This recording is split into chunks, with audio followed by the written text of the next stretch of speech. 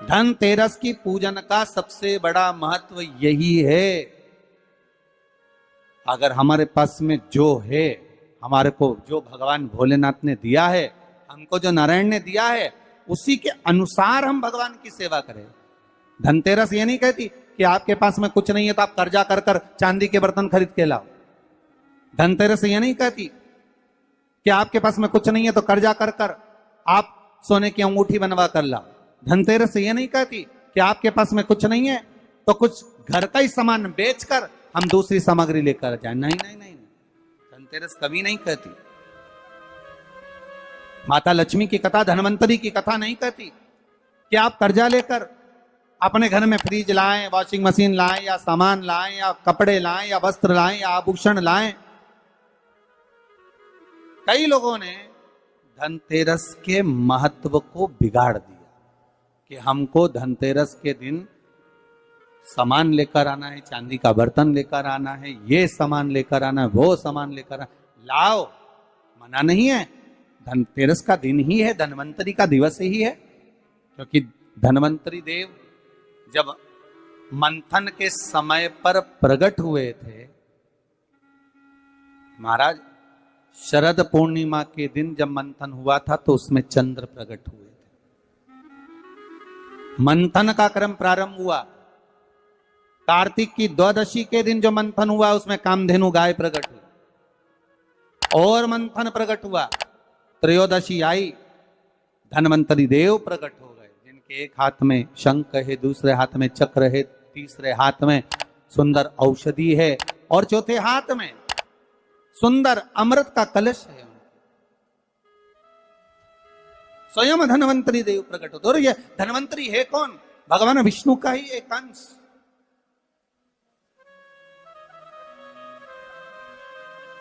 त्रयोदशी को धनवंतरी देव प्रकट हो गए। चतुर्दशी आई, मां कालका प्रकट हो गई। अमावस्या आई, माता लक्ष्मी प्रकट हो गई। ऐसे मंथन में निकल रहा है। और धनवंतरी के हाथ में अमृत कलश है। इसलिए हमारे यहां हिंदू धर्म में ये रीति रही है कि धनतेरस के दिन कोई सामग्री खरीदी जाती है, पीतल की, तांबे की, कोई वस्तु हम खरीदते हैं। पर आज का समय का जो फैशन बढ़ता गया तो कहा साहब चांदी के बर्तन खरीदना जरूरी है, चांदी का सामान खरीदना जरूरी है, सोने का पात्र, सोने की वस्तु खरीदना जरूरी है, ये सामग्री खरीदना। तो यहाँ शास्त्र नहीं कह रहा कि महाराज इतने महंगे महंगे पदार्थ खरीदो और घर में कर्जा कर लो। शास्त्र तो यह कहता है कि धनवंतरी की पूजन करना है आपको। अगर आप एक सामग्री भी लेकर आ रहे हैं तो उसमें आपका भाव जुड़ा होना चाहिए, कर्जा नहीं जुड़ा होना चाहिए।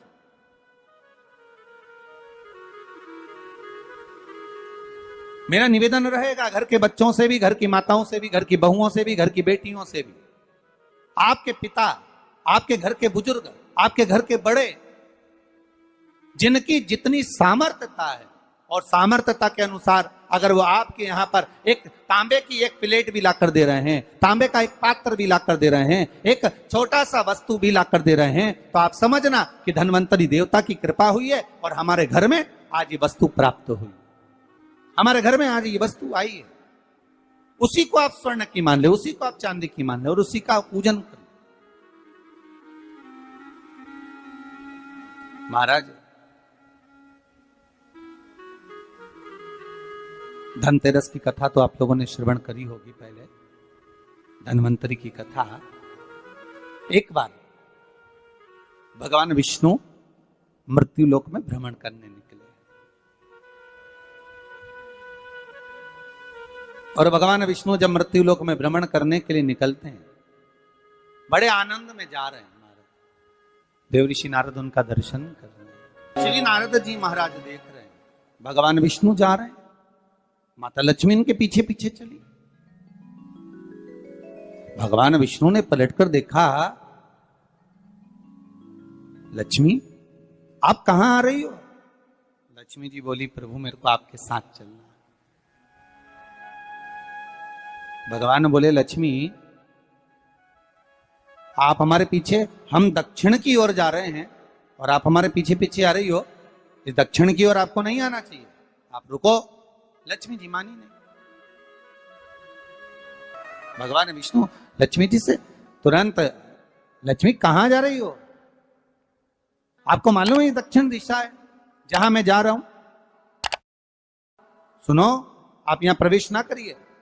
लक्ष्मी जी कहती नहीं स्वामी मैं आपके पीछे पीछे चलूंगी। लक्ष्मी जी को खूब समझाया भगवान विष्णु ने, नहीं मानी मां लक्ष्मी, जाने के लिए आतुर हो गई, जाने लगी। और माता लक्ष्मी जब जाने लगी, भगवान समझा समझा कर रह गए, समझा समझा कर भगवान रह गए, नहीं मानी, चल दी, पीछे पीछे जा। भगवान रोक रहे, नहीं मानी। चलते चलते लक्ष्मी जी ने क्या देखा कि एक सुंदर गन्ने का ईख का एक खेत है। आपने देखा होगा जितने भी लोग इस पावन धन्वंतरी कथा को सुन रहे हैं, धनतेरस के पावन कथा को श्रवण कर रहे हैं, उन्होंने देखा होगा कि जब दिवाली की पूजन होती है तो दीपावली की पूजन में कई जगह पर गन्ने को, ईख को पूजन में रखा जाता है। अब भैया कोई ब्राह्मण देवता से पूछे कि महाराज जी ये गन्ना पूजन में क्यों रखा जाता है लक्ष्मी जी की पूजन में? आपके बच्चे भी आपसे पूछ सकते हैं मम्मी ये गन्ने का क्या प्रयोग है, ये ईख का क्या प्रयोग है कि माता लक्ष्मी की पूजन में गन्ना रखा जाए, ईख रखी जाए, इसका प्रयोग क्या? तो वो प्रयोग ये धन्वंतरी की कथा में आ रहा है, ये धनतेरस की कथा में आ रहा है।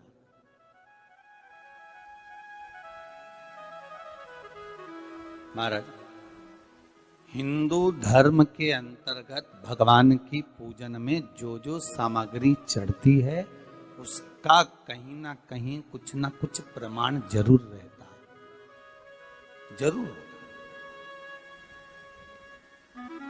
अगर भगवान पर कोई वस्तु चढ़ी है, हमारे भोलेनाथ जी पर अगर धतूरा चढ़ा है, बेलपत्र चढ़ा है, समीपत्र चढ़ा है, हमारे भोलेनाथ जी पर अगर श्वेत पुष्प चढ़ा है, श्री गणेश जी महाराज को कहीं दुर्वा चढ़ी है, मां जगत जननी जगदम्बा को लाल पुष्प समर्पित किए गए हैं, उसका प्रमाण कहीं ना कहीं हमारे शास्त्रों में मिलता ही है, उसका प्रमाण हमारे शास्त्रों में मिलेगा। गन्ने का, ईख का प्रमाण यहां आता है धन्वंतरी की कथा में कि माता लक्ष्मी गन्ने के खेत को देखकर, माता लक्ष्मी ईख के खेत को देखकर रुक गई और ईख के खेत को देखकर रुकी और भगवान विष्णु आगे बढ़ गए। गन्ने के खेत को जब माता लक्ष्मी ने देखा, उसमें से एक गन्ने का टुकड़ा, एक ईख का टुकड़ा माता लक्ष्मी ने तोड़ लिया।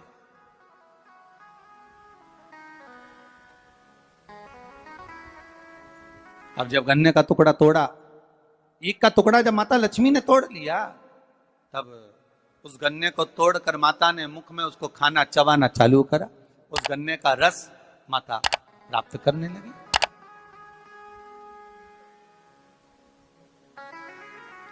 उस गन्ने के रस को, उस शुगर को,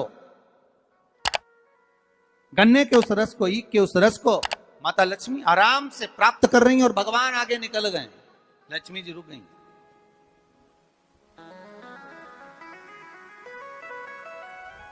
देखा माने, स्वामी तो आगे चले गए, स्वामी ने पलटकर देखा लक्ष्मी गई कहां।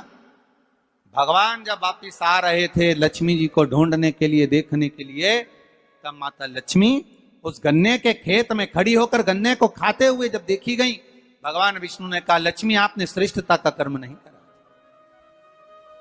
बहुत सुंदर प्रसंग है महाराज जी, ध्यान दीजिएगा। किसी के खेत में चना लग रहा है, किसी के खेत में गन्ना लग रहा है, किसी के खेत में कोई फसल लग रही है, खेत के मालिक से बिना पूछे अगर तोड़ ली जाती है, प्राप्त कर ली जाती है और उसका सेवन कर लिया जाता है, तो उसका भी दोष हमारा हिंदू धर्म बताता है, हमारे शास्त्र बताते हैं कि उसका भी दोष है। पहले भी कथा में कहा, 5 चोरों की कथा कही थी, उसमें वर्णन किया था भगवान को बिना दिए जो खा ले वो भी चोर है, बिना पूछे कोई वस्तु उठा ले वो भी चोर है, किसी के घर में बिना पूछे प्रवेश कर जाए, आपने दरवाजा नहीं बजाया, आवाज नहीं लगाई, बेल नहीं बजाई और आप घर में प्रवेश कर गए, चोर। चौथा, महाराज किसी का सामान रखा था, बिना पूछे उठा लिया गया, रख लिया गया, वो भी एक चोर है। और पांचवा, माता पिता को दिए बिना जो एकांत में अपने कमरे में जाकर खा ले, वो भी चोर है। परमात्मा को दिए बिना, माता पिता को दिए बिना, घर के बुजुर्गों को, घर के बड़ों को दिए बिना भक्षण कर लेना, पा लेना, वो भी चोरी। उन 5 चोर में एक चोर का प्रमाण यहां पर आ जाता है महाराज जी कि किसी के खेत में, किसी के भवन में, किसी के घर में अगर आप प्रवेश कर रहे हो, किसी की कोई वस्तु रखी हुई है, उसको पहले आज्ञा लीजिए, पूछिए क्या हम ये ग्रहण कर सकते हैं, क्या हम ये ले सकते हैं। किसी के घर में प्रवेश कर रहे हो तो पहले आवाज लगाइए, दरवाजा बजाइए, बेल बजाइए, क्या मैं अंदर आ सकता हूं, क्या मैं प्रवेश कर सकता हूं। प्रवेश कर महाराज, जब प्रवेश हुआ, लक्ष्मी जी ने गन्ने को तोड़ा, लक्ष्मी जी ने गन्ने को तोड़ा, खाया ईख को, देखा भगवान नारायण को बड़ा क्रोध आया। नारायण बोले, ए लक्ष्मी तुम क्या कर रही हो? तुमने क्या खेत के मालिक से, किसान से पूछा? उस किसान से आज्ञा ली आपने कि मुझे गन्ने खाना है, मुझे ईख खाना है, मुझे इसका रस प्राप्त करना है? आपने आज्ञा ली है? आपने पूछा है? माता लक्ष्मी जी हंसकर मुस्कुराकर बोलती है, पूरा ब्रह्मांड, पूरी पृथ्वी, संपूर्ण विश्व हमारा ही तो है। ये संपूर्ण ब्रह्मांड, संपूर्ण विश्व हमारा ही तो है। हम पूछें और हम आज्ञा लें तब प्रवेश करें, ये नहीं हो सकता। भगवान को क्रोध आ गया। भगवान ने कह दिया, लक्ष्मी तुमने इस किसान के घर में उसके बिना पूछे गन्ने को तोड़कर, ईख को तोड़कर तुमने उसका रस लिया है। 12 वर्ष तक तुम्हें किसान के घर में रहकर किसान की सेवा करना पड़ेगा। 12 वर्ष तक आप उस घर में प्रवेश कर रहिए और उनके यहां सेवा करिए। करो सेवा। मुझसे गलती हो गई, आप अपने चरणों से मुझे दूर ना करिए। भगवान कहते हैं, सुनो लक्ष्मी, तुम्हें 12 वर्ष तक उस किसान के घर में, उस किसान के खेत में रहना ही पड़ेगा, रहना ही पड़ेगा। आपको किसान के खेत में रहना, ठीक है। लक्ष्मी जी रह रही हैं, किसान के यहाँ सेवा कर रही हैं। ऐसी रही लक्ष्मी मैया के किसान के घर में धन, वैभव, सत्ता, प्रतिष्ठा सब मिल गई, सब कुछ आ गया किसान के घर में, सब कुछ। अब एक दिन 12 वर्ष जब पूर्ण हो गए, भगवान लक्ष्मी जी को ढूंढने के लिए निकले। लक्ष्मी जी से कहा, चलो आ जाओ। अब तो किसान को लगा कि मेरे घर में ये बूढ़ी माँ जब से रह रही है, तब से हमारे घर में वैभव ही वैभव, अब इसको कौन जाने देगा। आपके घर में कोई ऐसा व्यक्ति आ जाए जिसके चरण पड़ते से ही आपके यहाँ खूब वैभव, धन, सत्ता सब कुछ प्राप्त हो जाए, तो आप में से कितने लोग हैं जो उनको वापिस जाने दोगे, निकलने दोगे, वापिस जाने दोगे? कोई नहीं जाने।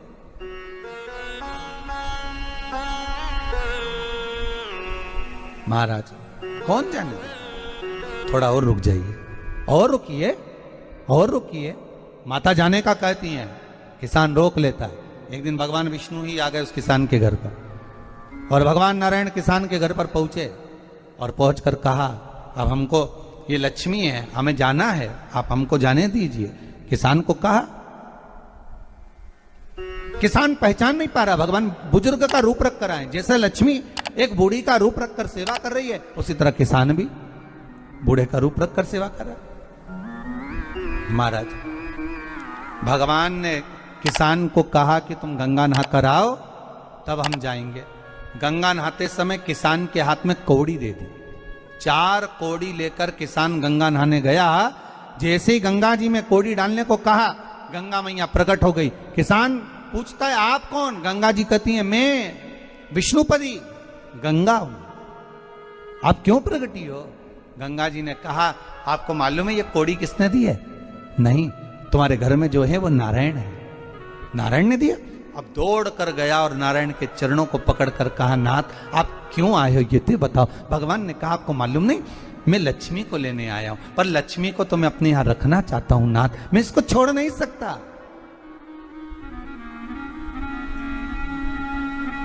मैं लक्ष्मी जी को छोड़ नहीं सकता, मैं इनको लेकर जाऊं।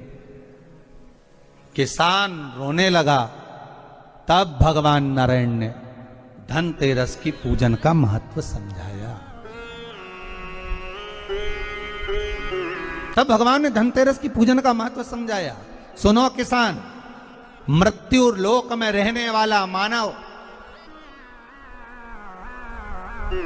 अगर धनवंतरी की पूजन करता है, धनतेरस के दिन कार्तिक महीने में पड़ने वाली सुंदर त्रयोदशी तिथि को जो धनवंतरी की पूजन करेगा, उसके घर से लक्ष्मी कभी बाहर नहीं जाएगी। नारायण जैसे बोले तो किसान तुरंत प्रसन्न हो गया। प्रभु प्रभु आप मुझे वो उपाय, आप मुझे वो पूजा का प्रयोग, आप मुझे वो महत्व उस धनवंतरी पूजन का, उस धनतेरस की पूजन का बता दीजिए, जिससे मेरा कल्याण हो जाए, जिससे मेरा उद्धार हो। भगवान विष्णु बोले, किसान सुनो, ये धनवंतरी मेरा ही एक अंश होता है। जैसे मेरे हाथ में शंख चक्र गदा पद्म सब धारण करा हुआ हूं, उसी तरह धनवंतरी का स्वरूप का यदि आप दर्शन करेंगे, आप धनवंतरी के चित्र का अगर दर्शन करेंगे तो एक हाथ में उनके भी चक्र है, एक हाथ में उनके शंख है, एक हाथ में उनके औषधि है, एक हाथ में उन्हें अमृत का कलश है, और भगवान स्वयं नारायण का अंश प्रकट हो रहा है। बोल धनवंतरी भगवान की, धनवंतरी भगवान की। कहते हैं धनवंतरी भगवान का प्रागट्य जब हुआ था तो भगवान शंकर ने धनवंतरी देव को देखकर कहा, वाह रे प्रभु वाह, क्या सुंदर स्वरूप धारण कर आए हो प्रभु। जब मेरे लिए विष लेकर आए थे तब एक आनंद दूसरा था, पर आज अमृत लेकर आए हो, उसका आनंद दूसरा है। बहुत अलग अलग बातें महाराज। शिव महापुराण की कथा कहती है, दो तरह की वाणी होती है, एक में आपने क्रोध कर दिया, आप शब्द कह दिया, ताना दे दिया, गालियां दे दी, और एक शब्द अमृत का मीठा बोल दिए, प्रेम की वाणी बोल दी, उसका एक आनंद दूसरा है, उसका एक संबोधन दूसरा है। एक विष लेकर आ रहा है, एक अमृत लेकर आ रहा है। शिव जी कहते हैं जो अमृत लेकर आ रहा है उसका आनंद ही दूसरा है, उसके चेहरे की चमक ही दूसरी है। भगवान विष्णु कहते हैं, सुनो किसान, मैं आपको धनवंतरी पूजन का विधान बताता हूं। भगवान कहते हैं, किसान सुंदर कृष्ण पक्ष की त्रयोदशी को कार्तिक के महीने में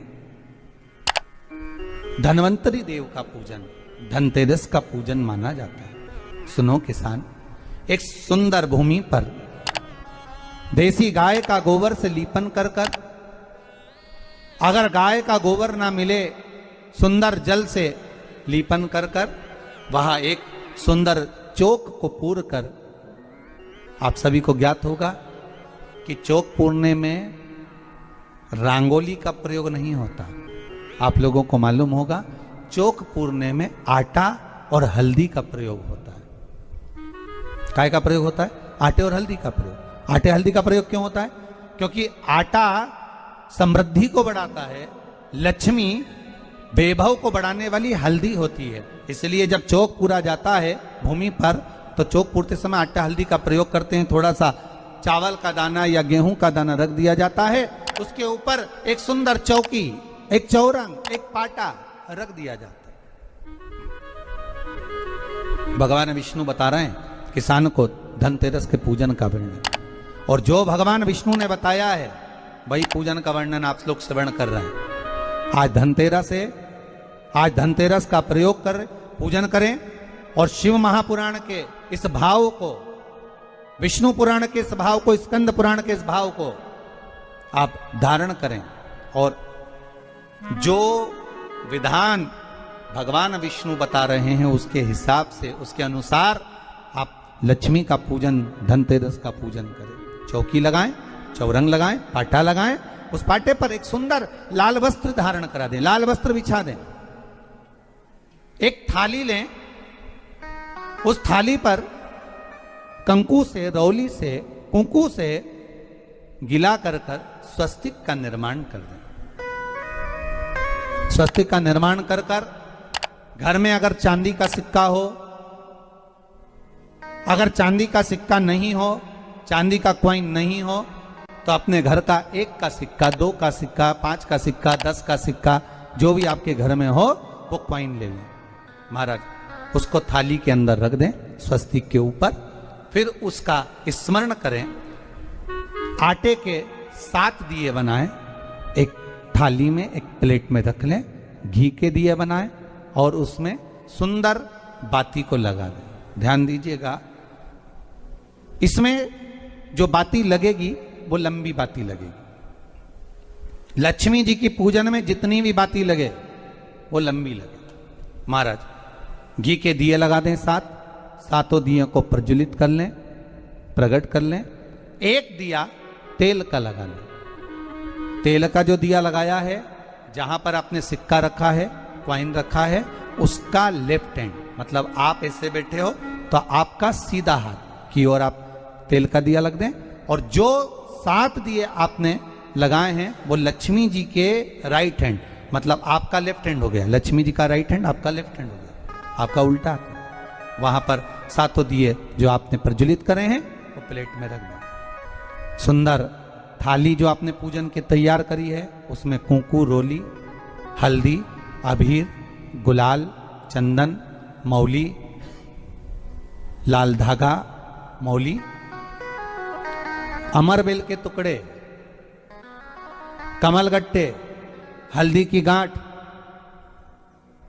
सुंदर भाव में उसको रख लें। जल का पात्र सुंदर आनंद से, जो क्वाइन चांदी का और देसी क्वाइन आपने जो रखा है उसका जल से पूजन करें। लक्ष्मी पूजन का समय अलग अलग होता है, पर धनतेरस की पूजन का जो समय है वो प्रदोष काल से प्रारंभ हो जाता है। कब से प्रारंभ हो जाता है? प्रदोष, क्योंकि शिव के द्वारा निर्मित है लक्ष्मी पूजन का भाव। महाराज क्वाइन का पूजन करें, कंकु आदि से पूजन करने के बाद दोनों सिक्कों को उठा लें। दोनों कॉइन, जो चांदी का सिक्का है और जो देसी कॉइन है, उसको उठाकर उस पर जो कलेवा है, मौली है, नाड़ा है, लच्छा है, उसको लपेटना प्रारंभ कर दें और उसको लपेटें। पहले चांदी का सिक्का लपेट दे, फिर देसी सिक्का जो आपने रखा है 1, 2, 5, 10 का जो सिक्का रखा है उसको लपेटें, थाली में उसको रख लें। फिर वापस उस पर जल का छींटा देकर उसका पूजन करें। महाराज हल्दी, रौली, मौली, चंदन आदि लगाकर सुंदर भाव से चावल को हल्दी में भिगो लें और पीले चावल कर उल्टे हाथ में चावल लेकर माता लक्ष्मी के ऊपर जो 2 सिक्के रखे हैं उनका पूजन करें। साथ में जब चावल छोड़ते जाएं तो गणेश जी का भी स्मरण करते जाएं। हे रिद्धि सिद्धि के दाता श्री गणेश जी महाराज, आप हमारे यहाँ पर सदा माता लक्ष्मी को लेकर, कुबेर भंडारी को लेकर सदा विराजमान रहें, नारायण को लेकर सदा विराजमान रहें। चावल छोड़ते जाएं और बाबा से विनती करते जाएं, माता लक्ष्मी से निवेदन करते जाएं। भगवान शिव का स्मरण करें, भगवान नारायण का स्मरण करें, माता लक्ष्मी का स्मरण करें, रिद्धि सिद्धि के दाता भगवान श्री गणेश जी महाराज का स्मरण करें, छोड़ते जाएं। जब चावल पूर्ण छोड़ देवें, पूजन पूरी तरह से हो जाए, तब महाराज 7 सुंदर आनंद से अमरबेल के टुकड़े, अमरबेल वृक्ष पर एक पीले कलर की बेल चलती है, पीली, उसमें पत्ते नहीं होते, वो किसी भी वृक्ष पर डली रहती, वो अमरबेल कहलाती। ये अमरबेल लक्ष्मी पूजन में, समृद्धि के लिए, मकान के मुहूर्त के समय पर, गृह प्रवेश के समय पर बहुत कार्य आती है।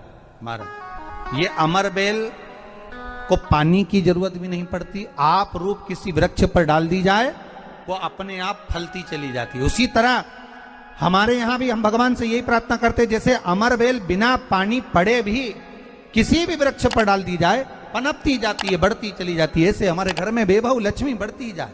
अमरबेल के 7 टुकड़े, कमलगट्टे 7, हल्दी की गठान 7 माता लक्ष्मी को समर्पित कर दें। दोनों हाथों में हल्दी पिसी हुई लीजिए और माता लक्ष्मी के ऊपर उसे चढ़ाना प्रारंभ कर दीजिए।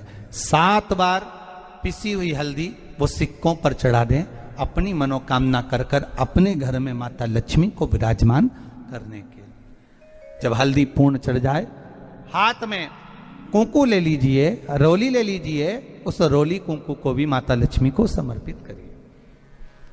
तब इसके पश्चात सुंदर जो भी घर में मिष्ठान हो, मीठा हो, नहीं हो, शक्कर हो, गुड़ हो, मिश्री हो, जो भी आपके पास में हो, खड़ी शक्कर हो, वो भगवान को माता लक्ष्मी को भोग रख दीजिए। अगर कुछ मीठा बना हो तो मीठा रख दीजिए। महाराज घर में संपूर्ण पूजन कर कर आपके घर में जो देवालय में भगवान बैठे हैं उनका भी पूजन करिए। पूजन करने के पश्चात आप माता लक्ष्मी से निवेदन करिए, हे माँ आप हमारे यहाँ सदा विराजमान हो। महाराज ये जो पूजन है भगवान विष्णु जो बता रहे हैं किसान को, ये 5 दिन की पूजन है पूरी। आज कौन से दिन का पूजन बता रहे हैं? पहले दिन का।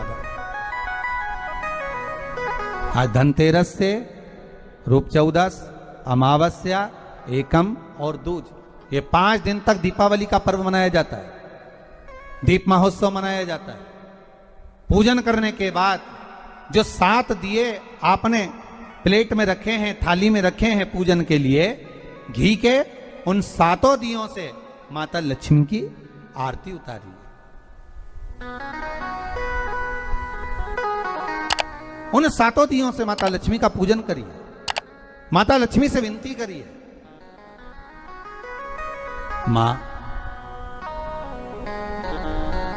हम आपके पुत्र हैं, मां आप हमारे घर का रास्ता भूल गई हो, मां बहुत कष्ट है, बहुत दुखी है मां, पर भगवान शिव पर विश्वास कर कर, कुबेर भंडारी पर, कुबेरेश्वर महादेव पर विश्वास कर कर, भगवान नारायण के सुंदर प्रसंगों पर विश्वास कर कर, मां भगवान शंकर का अनुमोदन कर कर, हे मां आप हमारे घर में विराजमान हो, मां आप हमारे मार्ग को, हमारे घर को, हमारे घर के रास्ते को, हमारे घर के द्वार को आप भूल गई हो मां।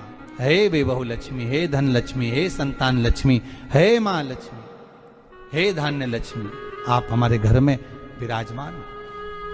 7 दीप जो प्रज्वलित करे हैं उससे माता की आरती उतारिए। फिर माता को झोली पसार कर प्रणाम कर कर भूमि पर नमन करो। जब झोली पसार कर प्रणाम करें, झोली को अपनी ओर गिरा लें और माता को नमन कर कर जो 7 दिए आपने लगाए हैं उन 7 दिए को अलग अलग स्थान पर ले जाकर, जैसे घर के हॉल में, एक रसोई घर में, एक जहां पर आप लक्ष्मी रखते हो उस स्थान पर, एक घर के द्वार के पास में, एक तुलसी के क्यारे के पास में, ऐसे अलग अलग 7 स्थान पर उन दीप को रख दिया जाए। महाराज एक भगवान का जहां पूजन हुआ है, लक्ष्मी की जहां आराधना करिए, एक दीप वहां पर भी रखा जाए। जो तेल का दिया लग रहा है उसके पास में, फिर कहेंगे तेल का दिया माता लक्ष्मी के उल्टे हाथ पर और घी का दिया माता लक्ष्मी के सीधे हाथ पर। मतलब जो सिक्के आपने रखे हैं उस सिक्के का उल्टा हाथ तेल का, मतलब आपका सीधा हाथ होगा जहां तेल का दिया रखाएगा, और जहां आपका उल्टा हाथ होगा जहां पर घी का दिया लगाएगा, वहां माता जी का सीधा हो गया, आपका उल्टा हो। माता का स्मरण, माता लक्ष्मी से निवेदन करिए, हे मां कृपा सागर, करुणा सागर मां आप भगवान विष्णु के साथ विराजमान हो, आप भगवान नारायण के साथ में हमारे यहां सदा विराजमान हो मां, ऐसी कृपा कर दीजिए। महाराज मां से विनती कर कर बड़ा उत्साह, बड़ा उमंग, बड़ा आनंद रखना, ये भाव रखना घर में। भगवान विष्णु कहते हैं किसान से, हे किसान आपने अगर धन्वंतरी की पूजन करी है, धनतेरस की पूजन करी है, कोई वस्तु, कोई सामग्री अगर आप लेकर आए हो, कोई पात्र लेकर आए हो, कोई तांबे का पात्र लाए हो, जो भी वस्तु आप नहीं लेकर आए हो उसका भी पूजन उसी दिन कर लेना चाहिए।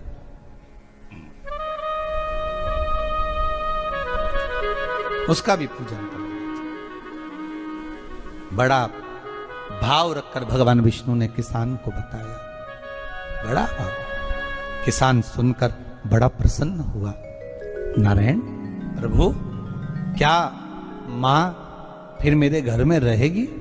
भगवान कहते हैं, सुनो किसान, ये लक्ष्मी, अगर आप धनवंतरी का पूजन करते हो, धनतेरस का पूजन सुंदर कार्तिक के महीने की कृष्ण पक्ष की त्रयोदशी को अगर आप कर रहे हो, तो ये लक्ष्मी भले मेरे साथ बैकुंठ में जाकर रहे, पर लक्ष्मी का एक अंश तुम्हारे घर से कभी नहीं जाएगा, वो सदा विराजमान रहेगा। ऐसी है मां धन्वंतरी की पूजन।